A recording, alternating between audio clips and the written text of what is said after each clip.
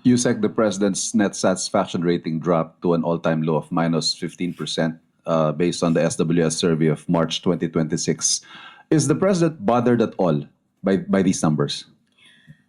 Marami pong mga survey firms naglalabas ng kanilang mga resulta. Iba't ibang mga respondents ang kanilang nakakapanayam. Noong nakaraan lamang po sa Boses ng Bayan ng OCTA, lumalabas po na ang Pangulo, si Pangulo Marcos Jr., ay tinagurian o binanggit na highest rated among the top 4 officials in a nationwide survey. So kung may mga pagkakaiba man sila sa mga numero, pagkakaiba-iba ng mga survey firms, naniniwala po tayo at ang administrasyon na ito na patuloy ang gobyerno sa pagtatrabaho, pagbibigay ng ayuda at tulong sa ating mga mamamayan.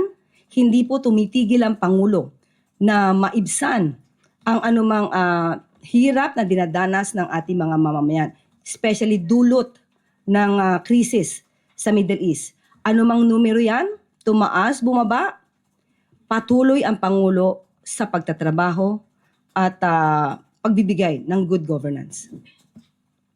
May gagawin po bang adjustments ang Pangulo sa kanyang governance? Because by the term itself, satisfaction rating, baka ho kung ano man yung ginagawa ng Pangulo ay hindi nakakarating o hindi nararamdaman ng mga tao, hence the low satisfaction rating. Sa ating pagkakatingin, depende nga po yan sa mga respondents na nakakausap. Sabi nga po natin, muli, tinagurian nga po si Pangulo na highest rated among the top 4 officials in the nationwide survey.